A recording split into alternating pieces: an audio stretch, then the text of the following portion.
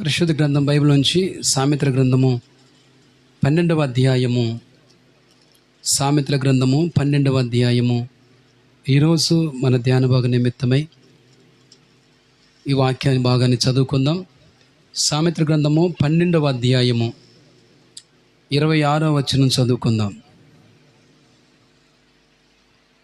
నీతిమంతుడు తన పొరుగువానికి దారి చూపును, భక్తిహీనుల ప్రవర్తన వారిని దారి తప్పించును. ఆమేన్. దేవునికి స్తోత్రం. రెండు మాటలు కనబడుతున్నవి.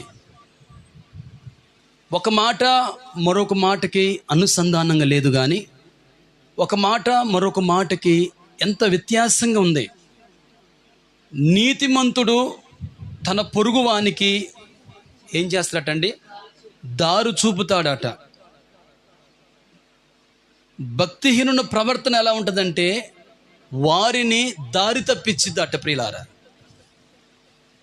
ప్రయాసపడి తీసుకొచ్చి పోగేస్తున్నప్పుడు మరొకరు వచ్చి దాన్ని చిల్లరగా చేసేస్తారు, చిందరవందరగా. ప్రయాసపడి డబ్బు సంపాదించి తీసుకొచ్చి ఒక దగ్గర ఒకరు పెడతా ఉంటారు, మరొకరు వచ్చి ఆ డబ్బును వ్యర్థంగా ఖర్చు పెడతా ఉంటారు. ప్రయాసపడి కొందరు భూములను పొలాలను కొని ఉంచుతారు, మరొకరు వచ్చేసి వాటిని వారి అవసరత నిమిత్తమే అమ్మేసుకుంటా ఉంటారు. ప్రియులారా, నీతిమంతుడు ఏం చేస్తాడంటే పొరుగువానికి దారి చూపిస్తూ ఉంటాడు. ప్రియులారా, ఈ రోజుల్లో ఏ దారి చూపించాలన్నా లంచమే.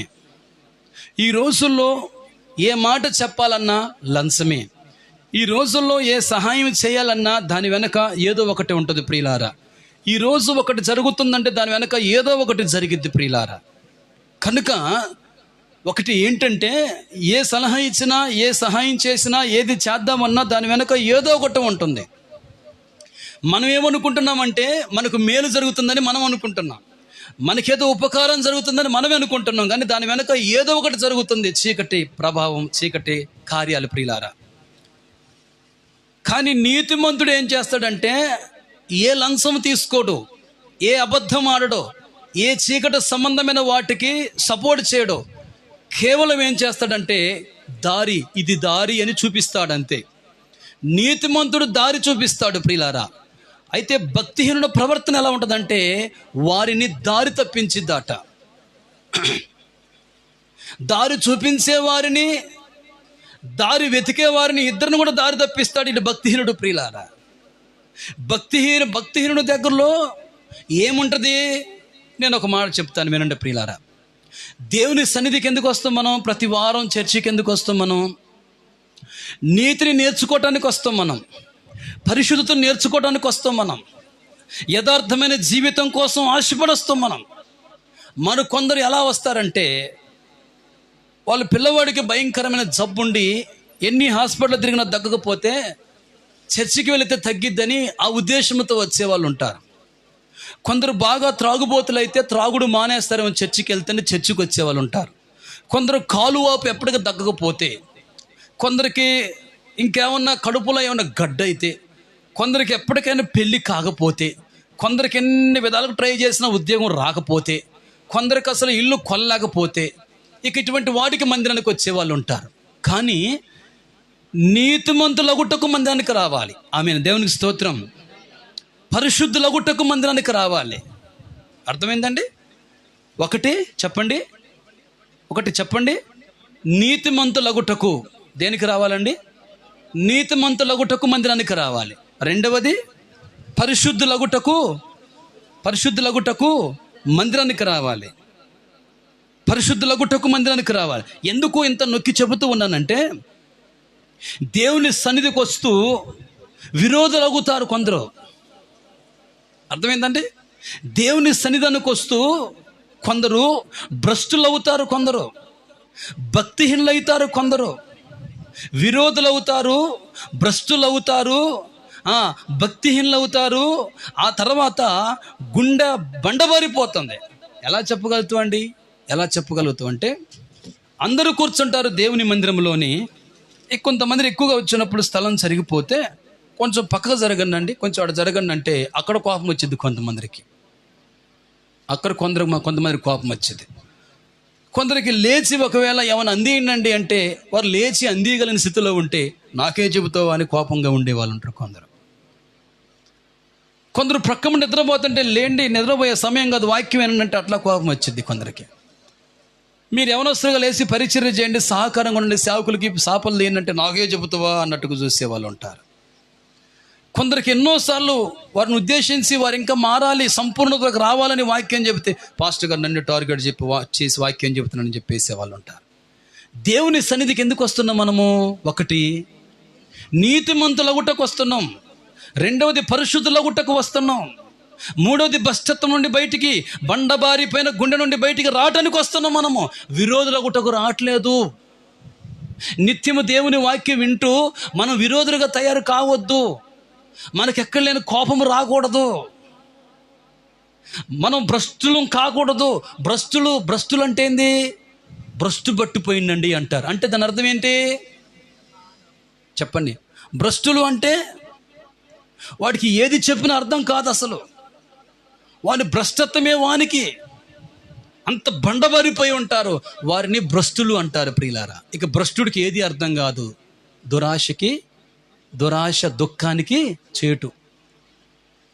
ఎక్కువ ఆశ ఉందనుకోండి, దేనికి దారి తీసిద్దండి? చూడాలి, నిద్రపోవద్దు నువ్వు. దేనికండి? దుఃఖానికే. ఆశ ఎక్కువైతే దుఃఖానికే ప్రియులారా. నీతిమంతుడు ఏం చేస్తాడండి? ఏ లంచాన్ని ఆశించడు ప్రియులారా. ఏ పొరుగువాన్ని ఆశించడు, పొరుగువాని భార్యను ఆశించడు, ఎద్దును కానీ గాడిదను కానీ ఆశించడు, ఇష్టానుసారంగా జీవించడు ప్రియులారా. కొందరికి యేసుప్రభు అంటే మాకు గిట్టదు, అసలు ఈ సౌండ్లు బంద్ చేయండి, యేసుప్రభు ఏంది అని చెప్పేసి అంటారు. నిజమైన దేవుని యేసుప్రభుని ఆరాధిస్తుంటే కోపం వస్తుంది. మరి వారు రాయికి మొక్కుతారుగా. ఆలోచించిన ఒకసారి. ఏమండి, మనుషులకు ఏది వెక్కిరింతల పాలవుతుందో అర్థం కావట్లేదు, మనుషును ఏ విధంగా నడిపిస్తుందో అర్థం కావట్లేదు. కానీ నీతిమంతుడు మాత్రానికి పొరుగువానికి దారి చూపిస్తాడు. ఏం చూపిస్తాడండి? దారి చూపిస్తాడు. దారి చూపించేవాడే నీతిమంతుడు. దేవునికి స్తోత్రం. మత్తయి సువార్త 5వ అధ్యాయము 46వ వచనం చదవండి ఒకళ్ళు. చూడండి, బైబిల్ తీయండి. మత్తయి సువార్త 5వ అధ్యాయము 46 వచనం. మీరు మిమ్మును ప్రేమించు వారినే, మిమ్మును ఎవరైతే ప్రేమిస్తారో, మరి మీరంటే ఎవరికైతే ఇష్టమో వారినే మరలా మీరు ప్రేమించని ఎడల మీకేమి ఫలము కలుగును? అర్థమైందండి? ఏమంటే అర్థమవుతుంది మాట మీకు ప్రియులరా? మిమ్మల్ని ప్రేమించిన వారినే ప్రేమిస్తే, మీకు భోజనం పెట్టిన వారికే నువ్వు భోజనం పెడితే, ఏమండి నీకు కూర వేసిన వారికే వేస్తే, నీకు వందనాలు చెప్పిన వాడికే నువ్వు వందనాలు చెబితే మిగతా వారు మనుషులు కాదా అని అర్థం ప్రియులారా. అందుకని బైబిల్ ఏముందంటే, ఒక వ్యక్తి యెరూషలేము నుండి యెరికో పట్టణానికి దిగి వెళుతూ ఉన్నాడట. యెరూషలేము పరిశుద్ధమైన స్థలము, యెరికో పట్టణము దేనికి సాదృశ్యం? పోయినసారి మనం నేర్చుకున్నాం కదా యెరికో పట్టణం గురించి. శపించబడిన స్థలం అది. శపించబడిన స్థలంలో ఒక వ్యక్తి ఒక వస్తువు తీసుకుని శపించబడ్డాడు. అతని పేరు ఆకాను ప్రియులారా. ఆకాను. యెహోషువ యెరికో పట్టణాన్ని జయించాడు. యెరూషలేము నుండి యెరికోకు దిగి వెళుతున్నప్పుడు ఆ వ్యక్తి ఎవరి చేతిలో చెక్కలేదు, కానీ ఒక ధనవంతుడు వాహనం ఎక్కి వెళ్ళలేదు, కానీ దొంగల చేతిలో చిక్కి కొట్టబడి బట్టలు చించబడి రక్తకమడులో పడిపోయిందట. కొంత సమయం అయిన తర్వాత అతని దగ్గర దోచుకుని వెళ్ళిపోయిన వారు వెళ్ళిపోతే ఆ త్రోవన యాజకుడు వచ్చి తటస్థించాడు. గాయాల చేత రక్తమడులో కొట్టుమిట్టాడుతుంటే యాజకుని కూడా కనికరం లేక చూసుకుంటూ వెళ్ళిపోయాడట. ప్రియులరా, నేను మలినమైపోతాను అని చెప్పేసి. రెండో వ్యక్తి ఎవరండి? లేవీడు వచ్చాడు. లేవీడు అదే కోవకు చెందినవాడు కనుక చూసుకుంటూ వెళ్ళిపోయాడు. మూడో వ్యక్తి వచ్చాడు. అతని పేరు సమరయుడు. అతడు వచ్చి ద్రాక్షరసం పోసి గాయములు కట్టి తన గాడిద మీద ఎక్కించుకొని పూటకోన వాని ఇంటికి తీసుకువెళ్ళిపోయి ఆహారం పెట్టనని చెప్పి కొంత డబ్బు వానికి చెల్లించి, ఇంకేమైనా ఎక్కువైతే మరలా వచ్చి నేనే చెల్లిస్తాను, వాడిని అడగబాకనని చెప్పేసి వెళ్ళిపోయినట్టు ప్రియులారా. అప్పుడు యేసు ప్రభువారు ధనవంతుడితో అంటాడు కదా, ఈ ముగ్గురులో ఎవరు నీకు పొరుగువాడు? ఎవరు నీకు పొరుగువాడు చెప్పండి. యాజకుడు ఎవరు? యాజకుడు ఎవరు అసలు చెప్పండి? దేవుని మందిరంలో ధూపం వేసేవాడు. ధూపం వేసేవాడు అంటే ఎవరు? అయ్యగారే కదా, అంతే కదమ్మా. తర్వాత రెండో వ్యక్తి ఎవరమ్మా? లేవీయుడు. లేవీయుడు ఎవరు? మందసం మోసేవాడు, అహరోను వంశస్థులు, అంతే కదండి. లేవీయులు మందసం మోసుకుంటూ 7 రోజులు తిరిగితే ఎరుకో గోడ కూడా కూలిపోయిందని మనకు తెలుసు. అంటే ఆయన కూడా మనకు దగ్గరవాడే ప్రియులారా. యాజకుడు దగ్గరవాడే, లేవీయుడు దగ్గరవాడే. ఇప్పుడు దూరపోడు ఎవరు? సమరయుడు. సమరయుడు దూరపోవాడని ఎలా చెప్పగలుగుతాం మనం? ఏ రిఫరెన్స్ని బట్టి చెప్పగలుగుతాం మనం? సమరయ స్త్రీని బట్టి చెప్పొచ్చు మనం. సమరయ స్త్రీ యాకోబు బావి దగ్గర యేసు ప్రభువారితో ఏమంటుంది? మీరు యూదులు, మేము సమరయులము, మీకు మాకు సాంగత్యం లేదు అన్నారు. సమరయులను దేనితో పోల్చారు? పాపులతో పోల్చారు. ఇప్పుడు ఎవరు పొరుగువాడు? మీరు చెప్పండి, మీరు చెప్పండి. ఎవరు పొరుగువాడు? సమరయుడే పొరుగువాడు, అంతే కదండి. అందుకనే నిన్ను వలె నీ పొరుగు వారిని ప్రేమించండి అని బైబిల్లో ఉంది ప్రియులారా. గమనించండి, నీతిమంతుడు తన పొరుగువానికి దారి చూపిస్తాడు. దేవునికి స్తోత్రం చెప్పండి. ఎవరికి? పాపులను పిలువబడే వానికి. ఎవనికి? నీకు నాకు సాంగత్యం లేదని చెప్పబడే వానికే.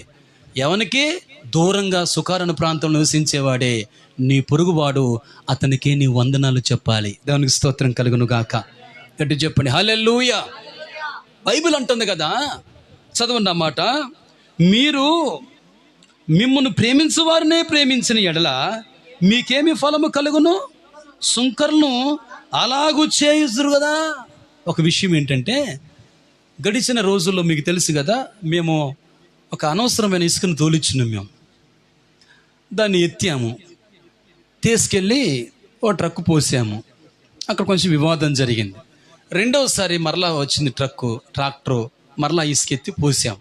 తీసుకెళ్ళి పోసినప్పుడు ఎక్కడో చెట్లలో పోసుకున్నాడు ఆయన. ఇక వచ్చి చెట్ల కింద కూర్చుని పెద్ద మనుషులుగా యూనియన్గా మాట్లాడుతున్నప్పుడు ఒక వ్యక్తి ఎక్కడైతే ట్రాక్టర్ ఇసుక అర్లోడ్ అవుతుందో అక్కడికి వచ్చేసి గట్టిగట్టిగా మాట్లాడాడు. సర్లే అనుకున్నాను, అక్కడ సమాధానం చెప్పేది కాలే. మరలా వచ్చేసి అక్కడ అరుగుల్లాగుంటే చెట్ల కింద వచ్చాడు. కూర్చున్నప్పుడు వీరందరూ వాళ్ళ బండ్ల మీద కూర్చున్నారు. నాతో పాటు ఇంకో సేవకుడు మేము నిలబడ్డాం. ఒక సేవకుడు మరొక వ్యక్తితో మాట్లాడుతున్నాడు. మరొక వ్యక్తి మాత్రం నా మీదకి కయ్యానికి వచ్చినట్టుగా మాట్లాడుతున్నాడు అనమాట. గట్టిగట్టిగా మాట్లాడుతున్నాడు. అప్పుడు నేనేం చేశానంటే అతనికి దగ్గరగా వెళ్ళిపోయి, ఇదిగో ఇలా జరిగిందండి, ఇలా అయిపోయింది. మరి ఇల్లు కట్టుకోవటం అంటే మేము కట్టుకోలేదు కదా, మాకు కొత్త, మాకు తెలియదు కాబట్టి ఆయన చూపించటం అయితే ఒక రకం చూపించాడండి, మరొక రకం తీసుకొచ్చాడు. మరి అక్కడ పోలీస్ స్టేషన్లో ఎస్ఐ గారు కూడా చెప్పింది కదా, ఆయన ఇసుక ఆయన తోలవయ్యా అంటే మేము తోలమండి, మాకు తోలు తిట్టడం మాకు ఖర్చు అయింది, అమాలీలు ఖర్చు కూడా అయింది. మరి మేము ఏదైతే తోలేమో తీసుకొచ్చి పోయిండండి, మోరే పోలిస్తే వాళ్ళ డబ్బులు వాళ్ళకి ఇస్తామండి అంటే, అప్పుడు నా మీదకి వచ్చిన వ్యక్తి అన్నాడు కదా, ఏమయ్యా ట్రాక్టర్ అయ్యా, ఆయన ఇసుక తీసుకెళ్ళి నువ్వు తీసుకొచ్చి తోలుకుంటే ఆయనకి అంత రిస్క్ ఉండదుగా, ఎందుకు అట్ట చేసినవి అంటే, నేను తోలని నేను చెప్పాను ఎస్ఐ గారికి, ఆయనే తోలక రావాలని చెప్పేసి అన్నాడంటే, అయ్యా నువ్వే తోలాలని చెప్పేసి అన్నా, మరి ఇసుక తక్కువ వచ్చింది కదా అంటే, మాకేమైనా అమాలీలు ఉన్నారా, ట్రాక్టర్ ఉన్నారా అండి, మీరు భలే మాట్లాడుతున్నారు, మేము కొంచెం విశ్వాసులను, మేము కొంచెం మా ఊళ్ళందరూ కలిసి, ఆడవాళ్ళందరూ కలిసి లోడ్ వేస్తే తీసుకొచ్చి ఇలా జరిగిందనంటే, ఎంత కయానికి, ఎంత కాలుదువి, ఎంత ఆవేశంగా మాట్లాడిన వ్యక్తే చాలా కూల్ డౌన్గా అయిపోయి, బాబు నీకు తెలియదు, కొత్త కదా నువ్వు ఇల్లు కట్టుకోవటం, మరొకసారి ఇలా చేయబాకన్నాడు. మరొక వ్యక్తి అన్నాడు కదా, మరి ఇటువంటి అనుభవం మా లైఫ్లో ఎన్ని ఇసుక ట్రాక్టర్లు తోలినా కానీ మేము ఎప్పుడూ కూడా ఎంత బాధపడలే, నువ్వు మాత్రం చాలా ఖర్చు పడ్డావు, చాలా బాధపడ్డావు, 2 సార్లు నువ్వు ట్రిప్ తిప్పిను కాబట్టి ఇక ఆయన కొంచెం నష్టపోయాను, నువ్వు కొంచెం నష్టపోయాను కాబట్టి ఆయనకు 2,000 నువ్వు ఒక 2,000 నష్టపోండి, మిగతా ఆ 10,000 పైన కొంత డబ్బు మీకు ఇస్తున్నా అని చెప్పేసి సామ్రాజ్యం కూడా కాకుండా మా 10,000 రూపాయలు మాకు ఇచ్చి పంపించారు. ప్రియులారా దేవునికి స్తోత్రం చెప్పండి. నేను చెప్పవలసిన విషయం ఏంటి ఈ స్టోరీలో అంటే, ఎవడైతే కోపంగా, ఆవేశంగా, ఇష్టానుసారంగా మాట్లాడతాడో వానికి దగ్గరలోకి వెళ్ళిపోయి మనమే మాట్లాడి ఏదో ఒక రూపంలోనే అయితే అయిందని వానికి సహకారంగా ఉన్నామనుకోండి, వాడు మనకు కీడు చేయటం మానివేస్తాడు. దేవుని స్తోత్రం. నీళ్లు మనకు అనవసరంగా వచ్చే దగ్గరే కట్టేయాలి కానీ ఏమండి అవసరం లేని చోట కట్టేతో ఉపయోగం ఉంటుందా? చెప్పండి, ఉంటుందండి? ఉపయోగం ఉండదు ప్రియులారా. అదే మాట అంటున్నాడు ఇక్కడ. మరొక మాట అంటాడు, సుంకరులు అలాగ చేయుచున్నారు కదా. 47, మీ సహోదరులకు మాత్రము వందనము చేసిన ఎడల మీరు ఎక్కువ చేస్తున్నదేమి? మీ సహోదరులకు మాత్రము, మీ సహోదరులకే మీరు వందనాలు చెబితే ప్రయోజనం ఏముంది? ప్రయోజనం ఏమీ లేదు కదా. ఒక వ్యక్తి నేను ఇటు వెళ్తానా కలుగుతూ ఉంటాడు, ప్రైజ్ లాడ్ అండి అయ్యగారు అంటాడు. అటు నుంచి మళ్ళీ వస్తున్నప్పుడు ఒకవేళ అక్కడ ఉంటే మళ్ళీ ప్రైజ్ లాడ్ చెబుతూ ఉంటాడు. నేను ఒకటే మాట చెప్పాను, అరే నువ్వు చర్చికి రాక నాకు 10 వందనాలు చెప్పాకరంటే, ఈసారి వస్తలేండి ఖచ్చితంగా అంటాడు వాడు. అయినా కానీ వారి ప్రైజ్ లాడ్ని మనం నిరాకరిస్తామా? వాడు ఇష్టపూర్తిగా సంతోషంగా చెబుతున్నాడు, మనం కాదందామా? చెప్పండి, అందామండి? కాదు ప్రియులారా. అదే మాట అంటున్నాడు 48వ వచనం, అన్యజనులను అలాగూ చేయుచున్నారు కదా. మీ పరలోకపు తండ్రి పరిపూర్ణుడు గనుక మీరును పరిపూర్ణులు నుండి. అన్యజనులు ఏం చేస్తున్నారండి? తమ సహోదరులనే తమ కొరకు పోగు చేసుకుంటున్నారు. తమ స్నేహితులను, తమ బంధువులనే తమ కొరకు పోగు చేసుకుంటున్నారు. వారు మనల్ని చూసినప్పుడు మనం పొరుగువారుగా కనపడుతున్నాం వారికి. కానీ మన పరలోకపు తండ్రి పరిపూర్ణుడు. నీతిమంతుల మీద వర్షం కురిపిస్తున్నాడు, అనీతిమంతుల మీద కూడా వర్షం కురిపిస్తున్నాడు. పాపుల మీద ఎండ కురిపిస్తున్నాడు, ఇదిగో నీతిమంతుల మీద కూడా ఎండ కురిపిస్తున్నాడు. ఆయన దృష్టిలో అందరూ సమానులే. దేవునికి స్తోత్రం కలుగును గాక. క్రైస్తవులు లోపము లేని ప్రవర్తనని గురిగా ఉంచుకోవాలి. ఏ ప్రవర్తన అండి? లోపము లేని ప్రవర్తన. మన ప్రవర్తనలో లోపాలు ఉండకూడదు. మన ప్రవర్తనలో లోపాలు ఉండకూడదు. లోపమున్నా, లోటుపాట్లున్నా సరి చేసుకోవాలి ప్రియులారా.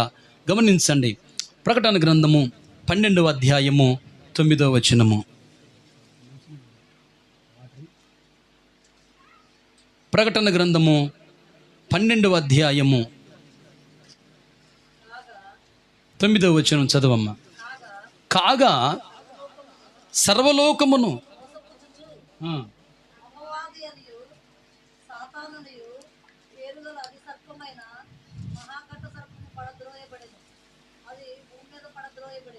చాలండి. సర్వలోకమును మోసపుచ్చుతూ వస్తుంది ఆది సర్పం. అది ఏదైనా తోటలో అవ్వ ఆదాము జీవితం ఆలోచించండి. ఒక ఏసీలో బ్రతికినట్టు బ్రతికారండి వాళ్ళు. కల్లా కప్పటం లేని వాళ్ళు. పాపం అంటే తెలియదు వాళ్ళకి అసలు. చిన్నపిల్లలకి బట్టలు వేస్తాం. చిన్నపిల్లలు ఉంటారు కదండి, చిన్నపిల్లలు నడిచే సమయం 1 ఇయర్, సంవత్సరం 2 సంవత్సరాల పిల్లలు రోడ్డు మీద ఆడుకుంటూ ఉంటారు. వారికి పొద్దాక బట్టలు వేసుకోవాలని ఆలోచన ఉంటుందండి. వాళ్ళ ఆట మీదనే వాళ్ళు ఉంటారు, వాళ్ళ పాట మీదనే వాళ్ళు ఉంటారు ప్రియులారా. వారికి ఎప్పుడైనా వారికి సిగ్గంటే తెలుసా? చెప్పండి అండి. ఏమండి వాళ్ళకి ఉంటుందా? ఆలోచన ఉంటుందండి? ఏమైనా ఉంటుందండి? వారికి అన్యోపన్యం ఎరగని వాళ్ళండి, కల్లా కప్పటం లేని వాళ్ళు ప్రియులారా. వారికి బట్టలు వేసిన ఒకటి అయిపోయిన ఒకటి ఎంత ముద్దుకుంటారో చిన్నపిల్లలు ప్రియులారా. అవ్వ ఆదాము ఏదేను తోటలో అలా ఉన్నారు. దేవుని స్తోత్రం కలుగును గాక. అర్థమైందండి? మహిమ శరీరము మహిమతో నింపబడ్డారు. తిన్నండి పండ్లు, ఎంత సమయం పడుకోవచ్చు, ఆడుకోవచ్చు, ప్రార్థించుకోవచ్చు. జంతువులతో సహవాసం. ఏమండి జంతువులకి ఎప్పుడైనా స్వార్థం ఉంటుందండి? చెప్పండి అండి, ఉంటుందండి? వారు ఎక్కడున్నారు తెలుసా? వారు సింహాల మధ్యలో ఉన్నారు, వాళ్ళు ఎలుగుబంట్ల మధ్యలో ఉన్నారు, వాళ్ళు ఏనుగుల మధ్యలో ఉన్నారు, వాళ్ళు పులుల మధ్యలో ఉన్నారు, వాళ్ళు అన్ని రకరకాలైన జంతువుల మధ్యలో ఉన్నారు వాళ్ళు ప్రియులారా. ఇక వారికి భయం ఉంటుందండి? వాటి చుట్టూ పులులు ఉంటే భయం ఉంటుందా? చెప్పండి అండి.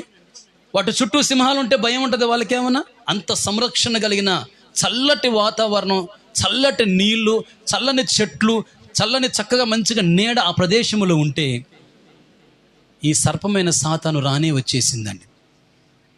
ఏదైనా తోటలోకి పోయి ఒక సర్పంలోకి దూరి హవ్వను మోసం చేసిందండి. ఇదిగో మరి చెట్లు పండ్లన్నీ మీరు తినొచ్చా? నిరభ్యంతరముగా మేము తినొచ్చు. మీరు ఇక్కడ ఉండొచ్చా? మేమే ఇక్కడ ఉండేది. అయితే ఏంటి? ఈ తోట మధ్యలో ఒక చెట్టును చూసినవా? ఆ చెట్టు ఫలం తినండి.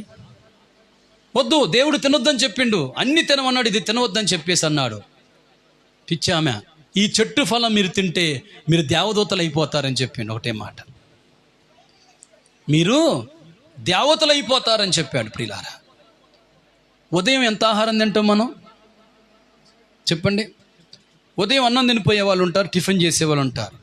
ఉదయం అన్నం ఎంత తింటాం మనము? ప్లేటున్నర లేకపోతే 2 ప్లేట్లు తింటాం మనం. మధ్యాహ్నం ఎంత తింటాం మనం? 2 సార్లు పెట్టించుకుంటే 2 ప్లేట్లు తింటాం మనం. సాయంత్రం ఎంత తింటాం మనం? నోరు తెరవండి, అట్లా చూడబాకండి. సాయంత్రం కూడా 2 ప్లేట్లు అనండి. ఉదయము 2, మధ్యాహ్నము 4, సాయంత్రము 2, 6 ప్లేట్లు తింటున్నాం. బట్టలు ధరించుకుంటున్నాం, కంటి నిండా నిద్రపోతున్నాం. కావలసిన అవసరాలన్నీ మనకున్నాయి. ఇంకేం కావాలి మనకి? చెప్పండి, ఇంకేం కావాలి మనకి? అంతకంటే ఎక్కువ కావాలంటే అది అధికార దాహమే ప్రియులారా. చాలామంది అంటారు కదా, దా నాతో రా, నేను గొప్పగా చేస్తాను అంటే. గొప్పగా చేస్తే ఇంకేమవుతావు నువ్వు? నీకు అధికారం ఇస్తారా? అయితే అధికారం ఇస్తే ఏమవుతావు నువ్వు? నిన్ను ఒక లీడర్ చేస్తారా? లీడర్ కాకపోతే ఏమైద్ది నీకు? చెప్పండి. నీకు ఒక హెడ్ మాస్టర్ పదవి ఇస్తారా? హెడ్ మాస్టర్ ఏం పని చేస్తారని హెడ్ మాస్టర్ పదవి నీకు? ఒక ఉపాధ్యాయుడు అని పని చేస్తారు, కానీ ఏమి ఉండదు అక్కడ, ఏమీ ఉండదు అక్కడ. అంతే, ఏది చేసినా కడుపు నిండా అన్నం అంతే, ఒంటికి బట్టలు, కంటికి నిద్ర అంతే. అంతకంటే ఏమీ ఉందండి చెప్పండి? ఏదీ లేదు. మోసమే ఉందంతే, మోసమే.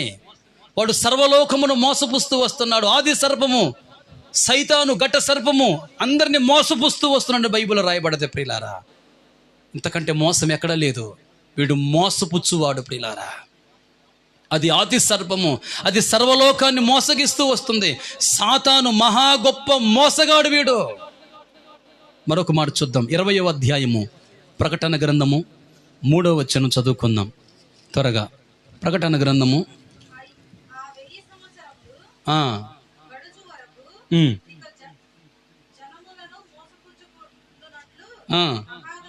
అగాధమును మూసి ముద్ర వేసెను.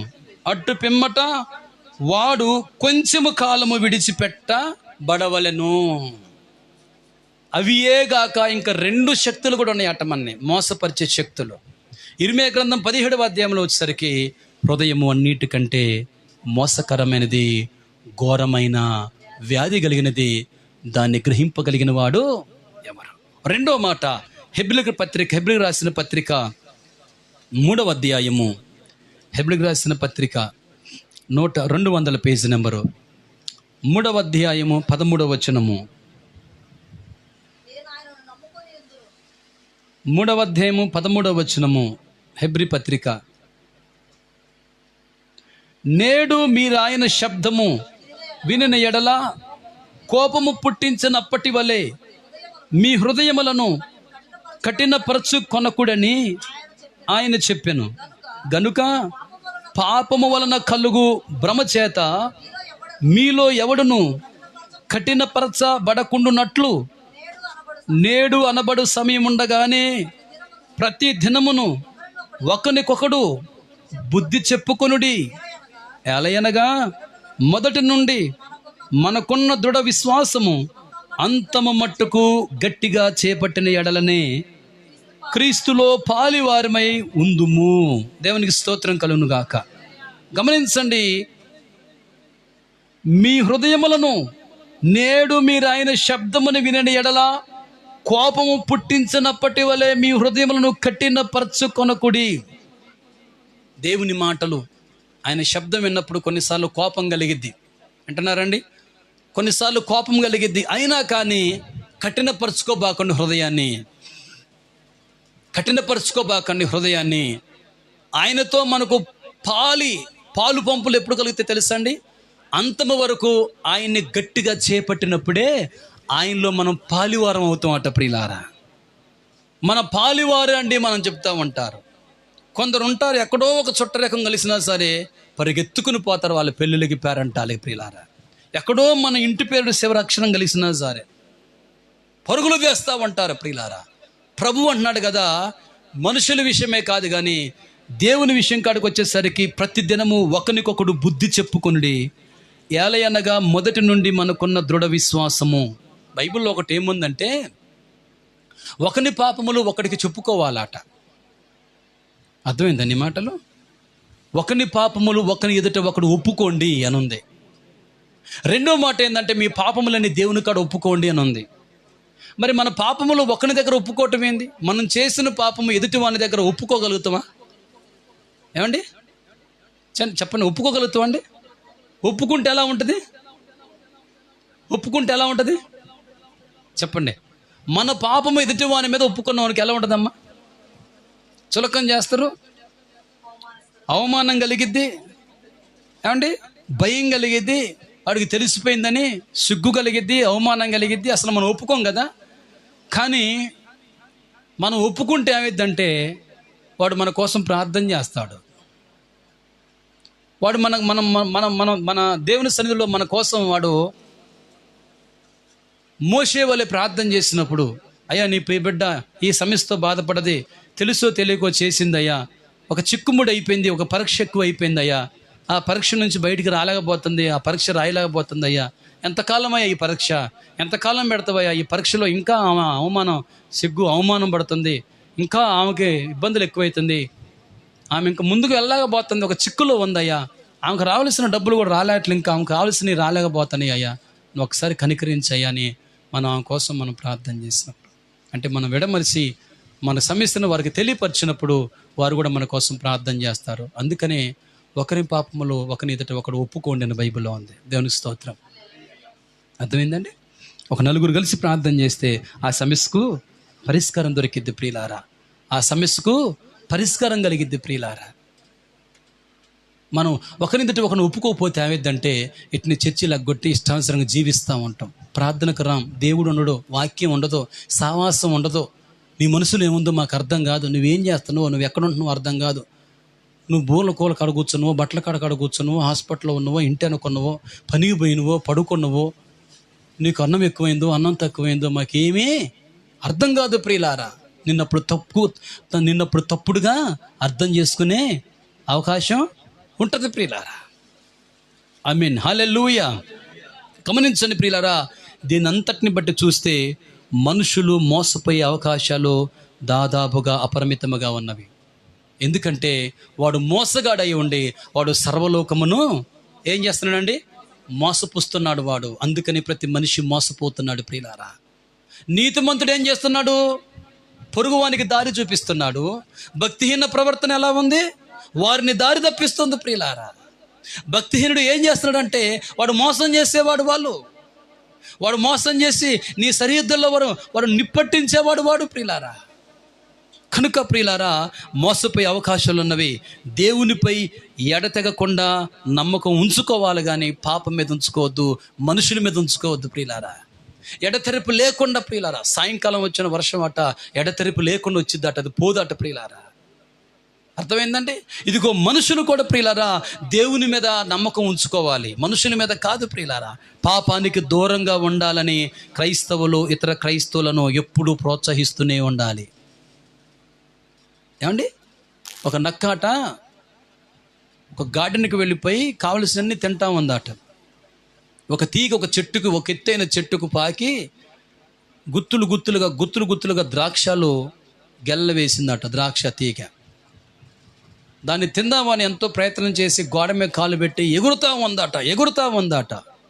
ఉదయం మొదలుకొని మధ్యాహ్నం మొదలుకొని సాయంత్రం వరకు ఎంతసేపు ఎగిరినా కానీ ఆ ద్రాక్షలు అందలేదాట, అది తినలేదాట, కడుపు నిండలేదాట, బాధగా వెళ్ళిపోయిందాట. పోయేది బాక ఏముంటుందో తెలుసా అండి? ఈ చెట్టు మీద ఉన్న ద్రాక్షలన్నీ పొల్లటి, మరి బాబు మీరెవరు తినబాకండ్రా, అసలు ఈ ద్రాక్షలు మంచిగా ఉందాట. అందని వాటి యందు ఎప్పుడు మనం మనసు పెట్టుకోవద్దు, ప్రయత్నం చేస్తూ అందుబాటులో ఉండేవాడు నీ రక్షకుడు ప్రభు అయిన యేసుక్రీస్తే.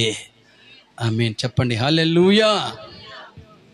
గమనించండి, కొందరు కోరికలు అట్టనే ఉంటాయి ప్రియులారా, అన్ని గొంతెంబ కోరికలే, పనికిరాని కోరికలే ప్రియులారా. ఇటు రారంటే రావడానికి దారి లేకపోయినా కానీ గొట్టెక్కి రాలేవా, ఈ చెట్టుకి రాలేవా, మరి నువ్వే రావచ్చుగా, ఇంటింటి తిరిగి అమ్మొచ్చుగా, మరి నువ్వే అయిపోయిద్దిగా, నీ సరుకు అమ్ముడిపోయిద్దిగా, మమ్మల్ని వచ్చి ఇబ్బంది పడినవ్వకుండా. సరే ప్రియులారా, భక్తిహీనుడు ప్రవర్తన ఎలా ఉంటుందంటే దారి తప్పించిద్ది, అంతే. ఏం చేసిద్దమ్మా? దారి తప్పించిద్ది. దారి తప్పించడానికి ఈ ప్రవర్తనాలు, వేరేది కాదు ప్రియులారా, వేరేది కానే కాదు ప్రియులారా. వారిని అంటే దారి చూపించేవారిని, దారి వెతికేవారిని ఇద్దరికి దారి తప్పిస్తారట. వీడు సామాన్యుడు కాదు, వీడే అపవాది, మోసగాడు, అందరిని మోసం చేసేవాడు ప్రియులారా. నీతిమంతులు క్రైస్తవులు పాపానికి దూరంగా ఉండాలని క్రైస్తవులు ఎప్పుడు కూడా ఇతర క్రైస్తవులను ప్రోత్సహిస్తూనే ఉండాలి. ఇది దేవుని చేతిలో ఎంతో మేలుకు కారణం. దేవునికి స్తోత్రం. మేలు జరిగించిద్ది ప్రియులారా. పాపం అది దేవునికి వ్యతిరేకమైనది. మనుషుల హృదయాలను బండబారిపోయేలా చేస్తుంది పాపం. వాని హృదయం బండబారిపోయిందంటే వాని గుండె నిండా పాపం ఉన్నట్టే. వాడు కన్న తల్లిదండ్రులకు చేయడు కానీ ఏమండి ఎవరెవరికో చేస్తాడు వాడు మేలుకి. అవును కదండి. ఇంట్లో కనీసం గ్లాసు నీళ్ళు ఇయ్యడు కానీ ఆడకపోయి బాయి దవ్వుతూ ఉంటాడు వాడు. ఆడకపోయి గుంటలు తీస్తూ ఉంటాడు, పిల్లర్లు నిలబెడతా ఉంటాడు వాడు. ఈ చిత్రం అనిపించింది కదండి. ఇంట్లోకి వచ్చేసరికి వీడి గ్లాసే లేకపోతే ఆడకపోయి మోయలేని బరువులు మొత్తం అనిపిస్తూ ఉంటుంది కదండి ప్రియులారా. పాపం గుండె నిండా పాపం ఉంటే గుండె కూడా మొండిబారిపోయింది ప్రియులారా, మొండిబారిపోయింది. మనుషుల హృదయాలను బండబారిపోయేలా చేస్తుంది. అది మోసకరమైనది, అది ఘోరమైన వ్యాధి కలిగినది. దాన్ని గ్రహించగలిగిన వారెవరు? పాపం ఎటువంటిది తెలుసా? వికారమైనది. ఎటువంటిదండి? ఏమండి సాతాను ఏమన్నదండి అవ్వతోని? ఈ పండు తింటే మీరు దేవదూతలు అయిపోతారు అని చెప్పింది. ఆ పండు తింటా చూడటానికి ఎలా ఉందండి? రమ్యంగా అందంగా ఉందట. దానిలో కొన్నిటిని కోసుకొని అవ్వ తిని కొన్ని తీసుకొచ్చి ఆదాముకిచ్చి. ఎప్పుడైతే పండు తిన్నారో నిజంగా దేవదూతలు అయ్యారండి? అయ్యారా? ఏమయ్యారు? బుషిమోలలో అయిపోయారు. ఒక స్త్రీని పురుషుని ఎంత మోసం చేసినావు నువ్వు? ఒక పురుషుని స్త్రీ లేక చేస్తే ఏమనుకోవచ్చు, ఒక స్త్రీని పురుషులు లేకుండా చేస్తే ఏదో అనుకోవచ్చు. ఎక్కడ రహస్యంగా భార్య భర్తలు కాబట్టి ఎక్కడని చెప్పుకుంటారు. ఇద్దరిని ఒకేసారి చేసి బట్టలు లేకుండా చేసిన దానివైతే నువ్వు మంచిదానివా? కనీసం బట్టలు తెచ్చేసినవా? దాక్కోండ్రా అని చెప్పినవా? అసలు ఏమైనా చెప్పినవా? బట్టలు లేకుండా దిగంబర్లో చేసిన పారిపోయాను నువ్వు. ఎంత ఈజీగా మోసం చేసిందండి. మరి హవ్వైనా ఇన్ని పండ్లు తింటున్నా, ఈ తోట నాదే కదా, ఈ పండు తినపోతే ఏమైందని అనుకోవాలి కదా? చెప్పనండి. అన్ని కాయలు తిన్నా, అది కూడా తినాలి, అది కూడా తిను, అది తిను, ఇది తిను, అన్ని తిను, అన్ని తిను, అన్ని తిను, అన్నీ ఉన్నాయి, అన్నీ ఉన్నాయి, అన్ని తిను. సాతాను నీకు వస్త్రాలు లేకుండా చేస్తుంది అంటే దాని కారణం ఏంది? చెప్పండి. నీకు వస్త్రాలు లేకుండా చేయటం అంటే ఏంది? చెప్పండి. నీ ఆత్మీయ స్థితిని నాశనం చేయటమే. అర్థమైందండి? నీ ఆత్మీయ స్థితిని నాశనం చేసి నిన్ను దేవుని నుండి దూరం చేస్తుంది అది. ఒక ఆమెకి కానుపు కోసం చూస్తూ ఉంటే ఫస్ట్లోనే పుట్టారు, కొడుకు ఎవరు పుట్టారు, చనిపోయాడు. తర్వాత చూస్తూ ఉంటే ఎన్నిసార్లు చూసినా కానుపు అందట్లేదు. ఒకసారి కడుపులో ఏదో ఇన్ఫెక్షన్ అయిందట. హాస్పిటల్కి వెళితే చాలా డబ్బులు 30,000 దాకా అయితే అన్నారు. మా కాడికి వచ్చి ప్రార్థన చేయండి అని చెప్పేసి ఎవరు ఒక ద్వారా, ఒక అనుచరుల ద్వారా వచ్చి జాడ తెలుసుకుని వచ్చి ప్రార్థన చేయించుకున్నారు. ప్రార్థన చేసిన దేవుని కృపను బట్టి వేరే వాళ్ళ ద్వారా కూడా కొంచెం మాట్లాడితే కన్విన్సన్ చేస్తే తక్కువగా ఆ యొక్క ఇన్ఫెక్షన్ తీసేసి ఆపరేషన్ లాగా చేసి గర్భసించి కడిగారు. ఇక దేవుని కృపను బట్టి మనం చేస్తున్న ప్రార్థన బట్టి దేవుడు గర్భఫలాన్ని ఇచ్చాడు. అమ్మాయి పుట్టిన తర్వాత మళ్ళీ అబ్బాయి పుట్టింది మన కాడికి వచ్చినాక. బాగా లిసించండి. ఆ బాబు పుట్టక మునుపు బాగా పాటలు పాడింది. మామూలుగా కాదు అసలు. ఏ పాట అంటే ఆ పాట, ఎట్టంటే అటు తెప్పుకొస్తుంది. గమకాలు కూడా పాడుతుంది, అసలు సరిగమ్మలు చక్కగా పాడుతుంది. యేసుక్రీస్తు శిలువ పాటలు కూడా పాడుతుంది ఆమె.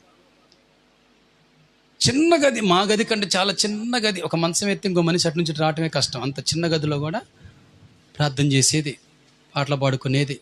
అప్పుడప్పుడు సహాయం అడిగి మధ్యరెత్తులో 11 మాకు ఫోన్ చేసి ప్రార్థన చేయండి పాస్టర్ గారు, మా అమ్మాయి ఏడుస్తుంది అంటే ప్రార్థన చేస్తే వాళ్ళకు నమ్మకం. మనం ప్రార్థన చేస్తే అమ్మాయి ఏడుపు ఆపిద్ది, మంచిగా ఆరోగ్యంగా ఉంటారని నమ్మకం. ఎప్పుడో చెప్పిద్ది మీరు ప్రార్థన చేస్తే మంచిగా జరిగిద్దని నమ్మిద్ది. ఇక కొన్ని దినాలు అయిన తర్వాత బాగానే 2-3 సంవత్సరాలు ఆ ఇంట్లో ఉన్నారు. ఆ ఇంట్లో ఉన్న 2 గదుల్లో కిరాయి కొన్న వాళ్ళని ఇంటి గల్లోళ్ళు ఖాళీ చేయించారు. మేము ఇల్లు బాగు చేస్తున్నాం, ఏదో ఒక వంక చేసి ఖాళీ చేసి పంపించారు.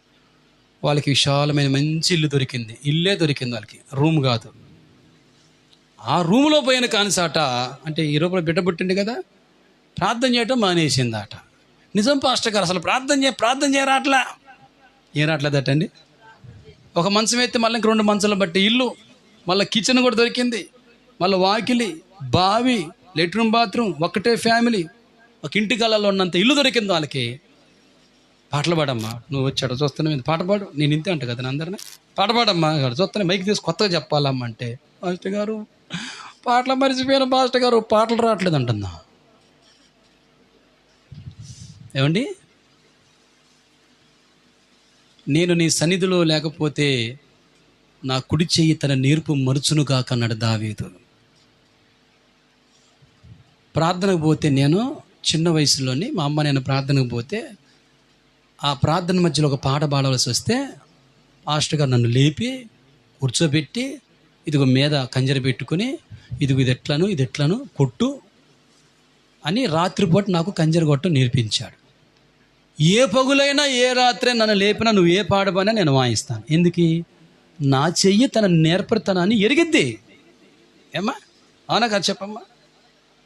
ఇప్పుడు తల్లికి పిల్లల దూరంగా ఉన్నారు, ఒక దినం సెలవులకు ఇంటికి వచ్చారనుకోండి, ఒక 4గురికి అన్నం వండి పెట్టాలి. మరి అన్నం వండి పెట్టమే మరిచిపోతే మరి అన్నం ఎట్ట పెట్టిద్ది? మరి 4గురికి మంచి కూర చేసి అన్నం చేసి వండి పెట్టాలన్న స్థితి, అసలు అన్నం చేయటమే రాదు, మర్చిపోయింది అనుకోండి, ఇంక ఏ అన్నం పెడతావు నువ్వు? చెప్పండి, ఆలోచించండి ప్రియులారా. ఇదిగో ఇదే ఆధ్యాత్మికంగా మోసపోవటం అంటే ఇదే ప్రియులారా. ఆధ్యాత్మికమైన దారిద్ర్యం అంటే ఇదే ప్రియులారా. పాపం వికారమైనది, కానీ పాపం ఏం చేసిందాట తెలుసా? తనను తాను చాలా మనోహరమైనదిగా కనపరుచుకుని దాట ప్రియులారా. నేను ఎంత అందంగా ఉన్నాను తెలుసా అంటే కథమే పడిపోయినట్టే. ఇదివరకు అమ్మాయిలు కానీ అబ్బాయిలు కానీ ఆదివారం వచ్చినప్పుడు వారు సంతోషం కోసం ఎక్కడికి వెళ్ళే వాళ్ళు? సెలవులు వస్తే చెప్పండి, ఒక పార్కో, అంతే కదండి, ఒక గార్డెన్ దగ్గరకు, సినిమాకి కానీ చెప్పండి, ఇంకెక్కడికి వెళ్తారండి? ఎక్కడికి వెళ్తారు ఇంకా చెప్పండి? అక్కడికి వెళ్ళిపోయి సంతోషాన్ని గడిపొస్తూ ఉంటారు. నేను ఈ మధ్య కొంతమందిని యవనస్తుని గమనించాను. వారు ఏ పార్కులో లేరు, ఏ గార్డెన్ దగ్గర లేరు, ఏ వాటర్ ఫాల్స్ దగ్గర లేరు, ఏ సినిమా హాల్ దగ్గర లేరు, కానీ రోడ్ల మీద ఉన్నారు. ఎట్లున్నారు, ఏడున్నారు ఏందయ్య అంటే అబ్బాయి వెనక అమ్మాయి. మరి అడిగిపోతారు ఏందయ్య అంటే ఏం లేదు, ఖమ్మం నుంచి స్టార్ట్ చేస్తే ఓ నాయకుని కూడా సూర్యాపేట దాకా ఓ ఎంజాయ్గా ఐస్ క్రీమ్ తినకుండా పోతారు. ఆ తర్వాత వెనక్కి తిరిగి వస్తారు.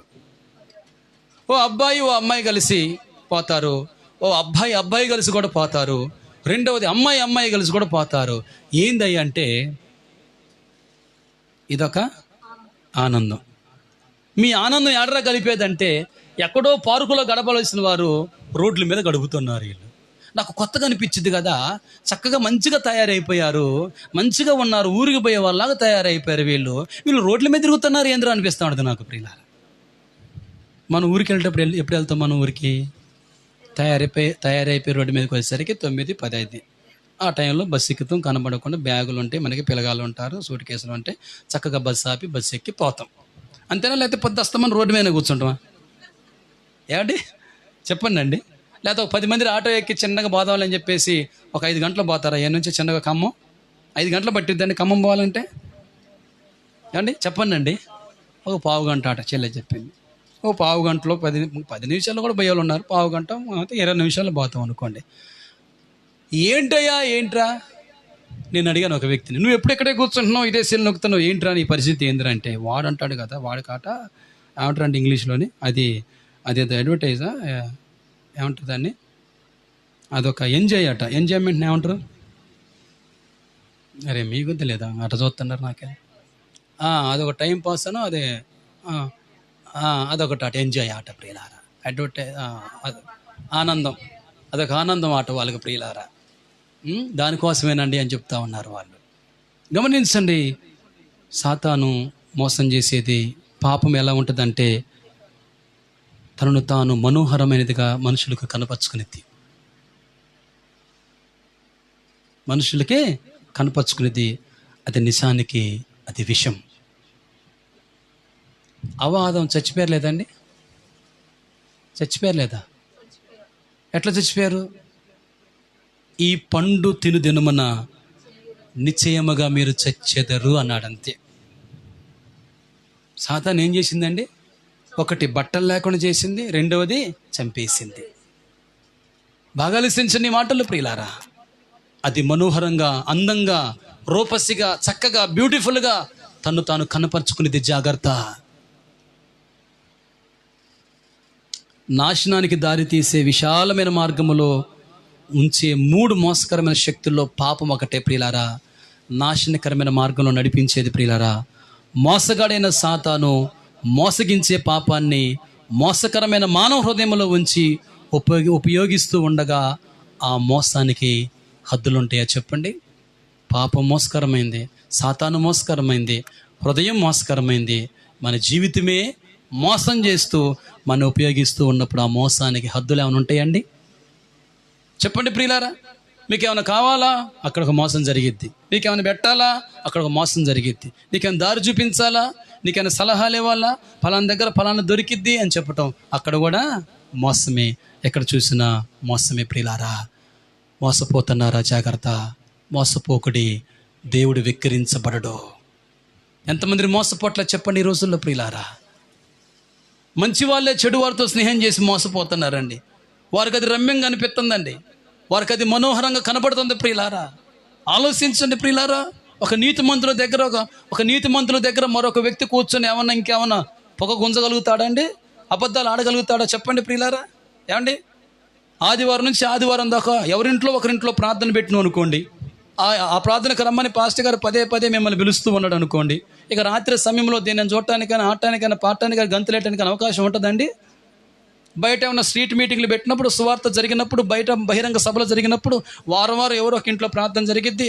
శాతనైతే ఒక చికెన్ పెట్టి మంచిగా భోజనం పెడతాడు, లేకపోతే పప్పు షరతో పెడతాడు, లేకపోతే మిక్చర్ ఇస్తాడు, కనీసం టీ ఇస్తాడు, ప్రార్థన జరిగిద్ది, ఇంటికి వస్తాం.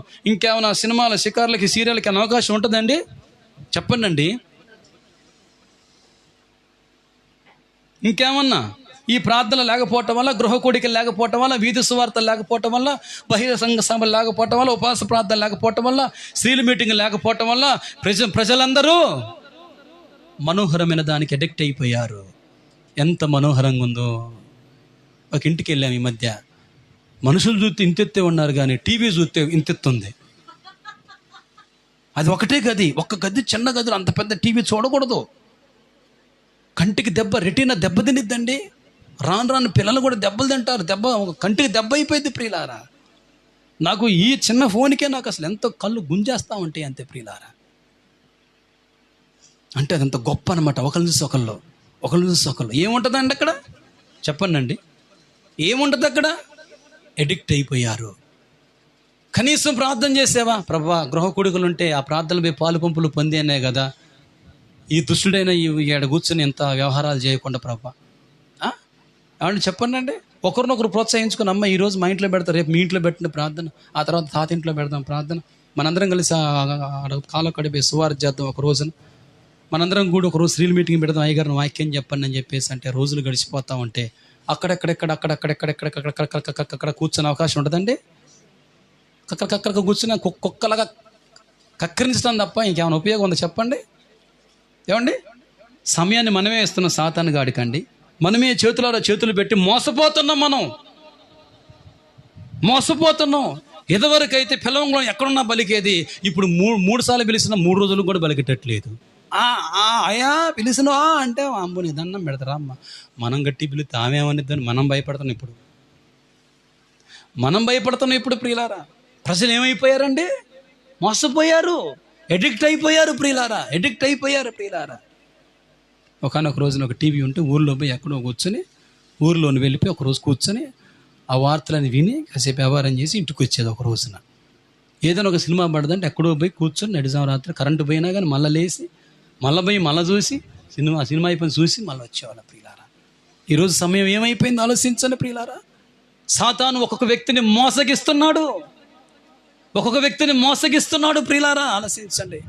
ఏ సమయానికి ఏ సీరియల్ పడితే తెలుసు, ఏ సమయానికి ఏ టీవీ వచ్చి తెలుసు, ఏ సమయానికి ఏ వార్తలో తెలుసు, ఆ సీరియల్ పేర్లు తెలుసు, వాళ్ళన్న హీరోలు తెలుసు, వాళ్ళ మొహాలు తెలుసు, వాళ్ళ వంద తెలుసు, హీరోల పేర్లు తెలుసు, ఛానళ్ళ పేర్లు తెలుసు, ఏ టీవీ ఏ రేటో తెలుసు. మరి ఆ తూర్పును పెట్టాలా పడమర పెట్టాలా ఈ టీవీ అవి తెలుసు మనకి. దాన్ని ఏమంటారండి, నొక్కేది ఏంటిది? అది రిమోట్ వ్యవహారం మనకు కూడా తెలియదు, వాళ్ళకి తెలుసు, ఇవన్నీ తెలుసు. ఇవన్నీ జాగ్రత్త. మోసపోయినావు, సాతాను చేతిలో పడి మోసపోయినావు, జాగ్రత్త. మోసపోయినావు. వాడు ఏం చేస్తాడో తెలుసా? నీ నెత్తన గుడ్డ కూడా లేకుండా చేస్తాడు వాడు. అవ్వ ఆదాము నిట్ట నిలువున తీసుకెళ్ళి బయట నిలబెట్టినాడు.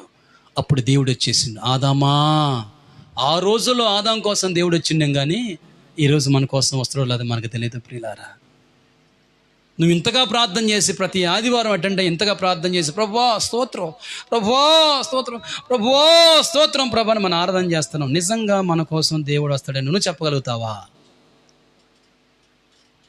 చెప్పండి. మీకు నమ్మకం ఉందా? ఒకవైపు నుంచి నువ్వు ఏదో చేస్తున్నావు, రెండో వైపు నుంచి రెస్పాన్స్ ఉందా? చెప్పండి అండి, చెప్పండి అండి. నలుగురిని ఇంట్లోకి పిలుచుకుని ప్రార్థన పెట్టుకుని బయటకు పంపించుకోగలిగిన సామర్థ్యాన్ని ప్రభు ఈరోజు మనకి ఇచ్చినా కానీ మనం ఉపయోగించట్లా. ఎందుకు తెలుసా? మనం 2 చేతులు తీసుకెళ్ళి వాడి చేతుల్లో పెట్టినాం. చెప్పండి అండి. ఈరోజు చర్చిలో భోజనం అయితే జక్క పొడిని కోపేసుకొని తీసుకొచ్చి చర్చిలో కూర్చుంటాం మనం. కార్యక్రమాలకి, భోజనాలకి, వాటికి కుప్ప చేసుకొని రాటి ఏదో చూసుకుని పాటలు పడి ప్రార్థన చేసుకుని మొదటి దీని పాటానికి అలవాటు పడ్డం. కానీ ఏమండి, నీతిమంతుల గుడారములో ఉత్సాహ సునాద గీతములు వినబడుతున్నాయా? మనకున్న అలవాటు ఏం తెలుసా? ఉత్సాహం కలిగినప్పుడే టీవీలో పాటలు పెట్టి మనం బయటకు వచ్చి సపట్లు కొడతాం. వాడు టీవీలో సపట్లు కొడతాడు, మనం బయట సపట్లు కొడతాం. వాడు అల్లహల్లో అంటే మనం అల్లలో అంటాం. ఒక రోజు పోతాం, 2 రోజు పోయేసరికి పెద్ద బొమ్మ కనపడేది. ఏంటంటే దాని పేరు ఏదో వచ్చేది అమృతం అనో అదోనో ఇదానో టెలికాస్ట్ అవుతావు అంటే డాక్టర్ బాబు గారు చూసుకుంటా, ఆగండి పాస్టర్ గారు వస్తామండి, ఎక్కడ చూసి వస్తామండి అంటారు. ప్రియులారా, మోసపోయినాం, జాగ్రత్త. మోసపోయినాం. అది మనోహరంగా కనపడిద్ది.